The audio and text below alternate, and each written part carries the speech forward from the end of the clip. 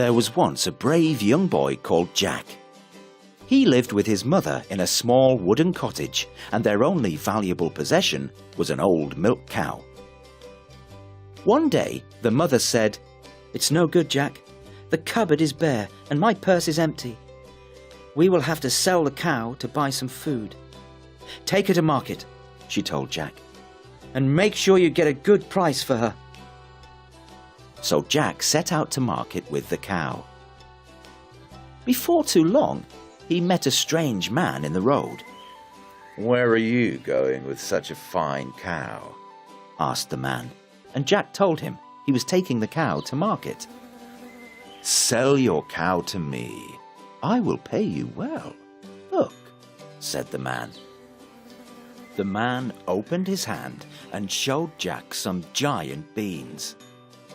"These are magic beans. All you have to do is plant them, and overnight you will have the finest beanstalk in all the land."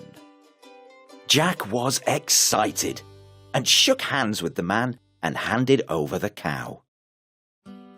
When he reached home, his mother looked surprised.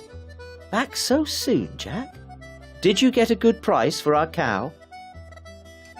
Jack told her about the strange man and proudly showed her the magic beans. But his mother was far from pleased. "How could you?" she cried. "What will we do now? We have no food and nothing to sell. We shall both starve." Poor Jack felt very bad. He threw the beans out of the window and went to bed without any supper. He had to find a way to put things right.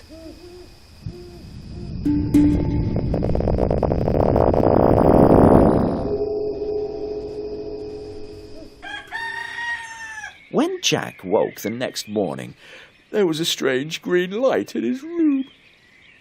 All he could see through the window were huge green leaves. An enormous beanstalk had grown up overnight.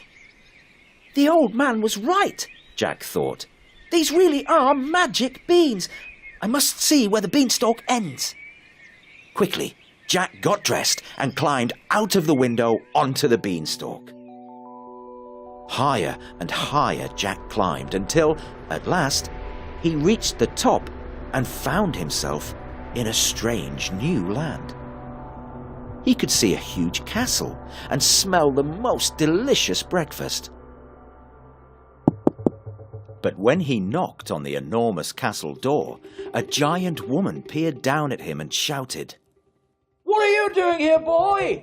Don't you know my husband is a giant and likes to eat boys for breakfast?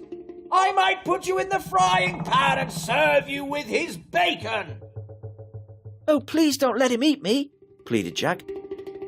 The giant's wife took pity on Jack and told him to go home quickly. But before he could even turn around, the ground shook and a deep voice boomed like thunder. "Fee, fi, fo, fum. I smell the blood of an Englishman. Be he alive or be he dead, I'll grind his bones to make my bread." "Quick, don't let him see you." And she pushed Jack into the oven. "After breakfast he'll fall asleep. She whispered. Then you must sneak out and never return." She left the oven door open a crack, and Jack could see the giant sniffing the air.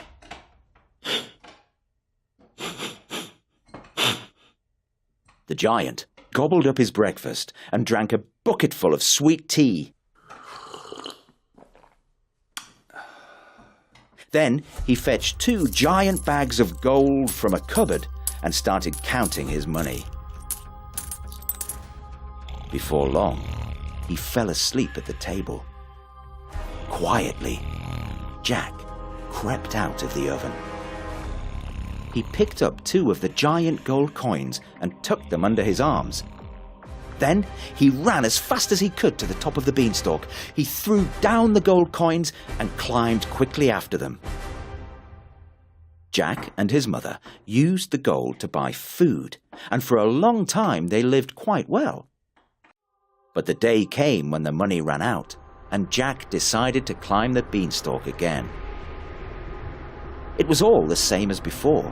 The long climb, the strange land, and the huge castle, even the delicious smell of the giant's breakfast.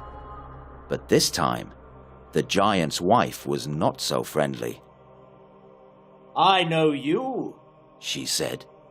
You are the boy that was here before. On that day, someone stole my husband's gold. But Jack persuaded her he had never seen a giant before. He was just lost and needed her help. Again, the ground shuddered, and the great voice boomed. Fee, fi, fo, fum. I smell the blood of an Englishman. Roared the giant. Be he alive or be he dead, I'll grind his bones to make my bread. Quickly, Jack jumped into the oven. Now, dear, there are no boys. And the giant settled down to eat his breakfast. When his plate was empty, the giant fetched a hen from the back room. He poked it with his tree-sized finger and snarled, Lay! The hen laid an egg of solid gold. Jack could hardly wait for the giant to fall asleep. As soon as he did, Jack slipped quietly out of the oven and put the hen inside his jacket. Then he ran to the top of the beanstalk and climbed down. A hen? Said his mother. What good is that? But when she saw the golden egg, she nearly wept for joy.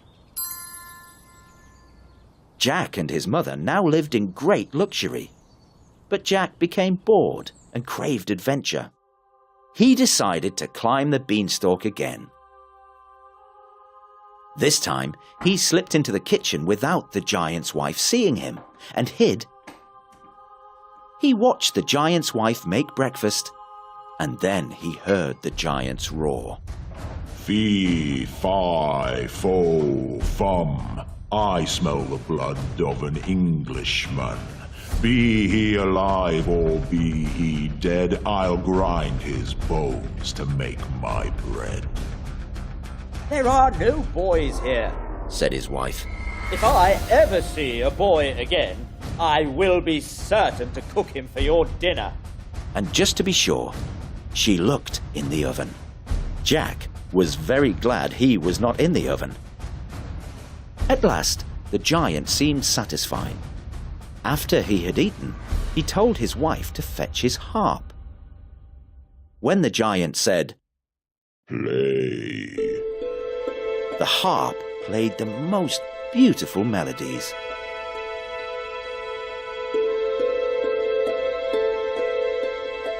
Soon, the giant fell asleep, and Jack snatched up the harp and ran. But the harp called out loudly, Master, save me, thief! and the giant woke up with a roar. Jack raced to the beanstalk with the giant's footsteps thundering behind him. When he reached the top of the beanstalk, he threw down the harp and slithered down after it. But this time, the giant followed. The beanstalk shook and wobbled under the giant's great weight, and Jack was sure it would break. At last, he dropped to the ground where his mother was waiting with an axe. Jack took the axe and swung it with all his might at the giant beanstalk. With a thunderous crash, the beanstalk collapsed and the giant was killed. There were no more adventures with giants for Jack. But he and his mother were no longer poor, and they both lived very happily ever after.